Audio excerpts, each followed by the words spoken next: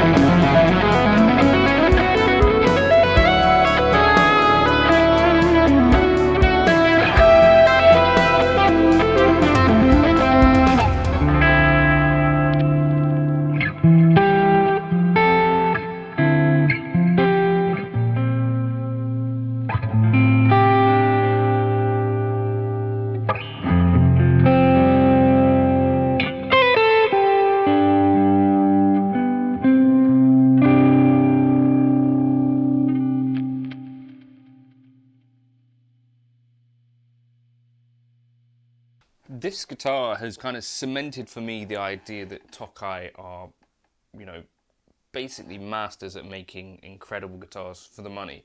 Now, folks have asked about the Eastman ES335 styles, and also I think possibly FGN, and the FGN ones are a little bit pricey for me to just buy on a whim, and so are the Eastman ones, to be fair. And the Eastman ones don't fully replicate like the aesthetic of a Gibson. I think it's possibly a little bit cheeky that Tokai even do this, but at the same time, you know, they do then make these incredible guitars. This is an ES130. I believe now they call it an ES224 in their current model numbers, but this is essentially like a 58 dot replica, I think, with a Nitro finish. And yeah, an ES335 is quite a simple guitar in a lot of ways, right? It's, you know, got the same sort of electronic setup as a Les Paul, and I think they even had the same electronics at the point when they initially came out. And then you've got these kind of a center block, and then these hollow bits that come off the side, and you know, a set neck, all that stuff. Pearloid inlays, and this has got quite a nice dark rosewood board. The frets feel really nice. The 58 style neck, I'd say, is not as chunky as on the Gibson ES335 Memphis reissue that I've played. That was chunkier, and on the Sire Larry Carlton, that's got a chunkier neck as well. I quite like the slim feel of the neck, which is sort of a counterpoint against what is quite a chunky body. The really good news with this guitar, though, because one of the things with ES335s, which is something I've noticed, that this style of guitar could be heavy depending on the nature of the woods that they've used. This one weighs about the same as a Stratocaster, 7 pounds and 9 ounces, a really, really nice lightweight thing. And I think what that then kind of does is, again, offsets that kind of large size body, so that at least it feels kind of lightweight in your hands, so that it's not like this kind of thing that's a little bit tricky to get your hands around and all that sort of thing. But I grabbed it for, I think, about 1,300 and something on eBay. It comes with a really, really nice denim case, which I don't really want to gig because that would probably get wrecked, but it looks nice in the bedroom, as an actress said to a bishop. What else is going on with it? I think it's stock everything. I think one of the things that people like to do with the Tokai oftentimes is replace the pickups. But I also noticed, so this is not a thing that I particularly noticed with the Sire, that this is really fun and sounds good to play unplugged, which is not necessarily what I was expecting. But if you get a good example of an ES335, I think they can be fun to play unplugged, which kind of does give it a bit of a...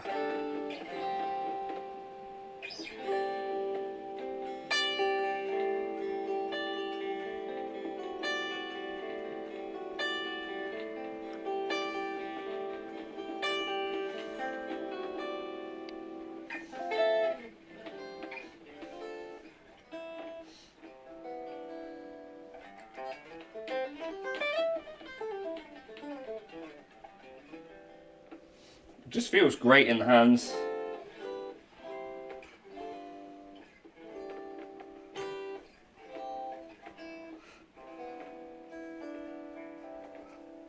Has a lot of sustain and kind of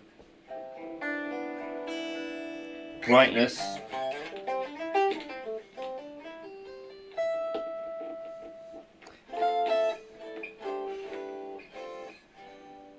Which I guess is kind of what you might want with an ES335, kind of rich but bright, full-bodied, kind of...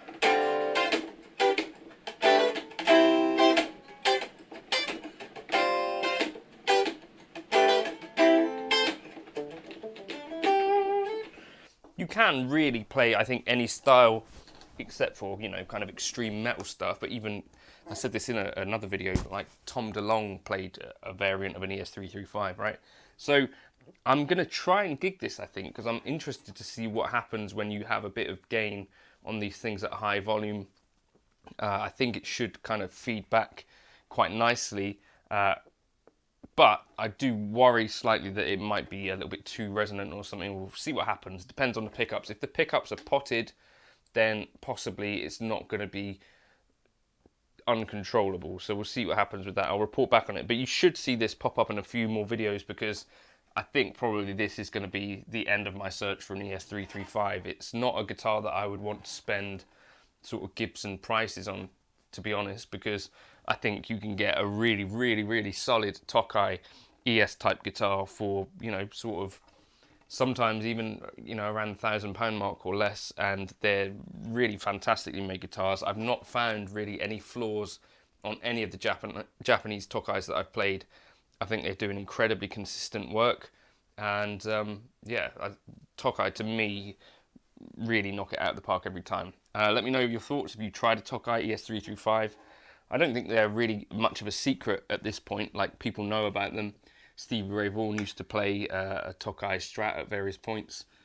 They've just been making fantastic guitars since the 70s and 80s, so long may it continue. Oh, also you can check out on YouTube, there's a few factory tours, and the more that I watch factory tours, it seems to me that wherever they are in the world, it looks like very much the same thing, whether these guitars are made in Indonesia, America, Japan. It seems to me like when you're making a guitar basically in a factory, it's going to be a very similar sort of process, but it seems like quite a small team of people. I don't think Tokai make loads and loads of guitars, so I think relatively smallish or medium production numbers, and somehow they managed to get the QC and the workmanship really, really fantastic, as well as, you know, consistently decent guitars. So yeah, that's this one. Kind of got some nice flame to it. I don't know, I like it. Cheers.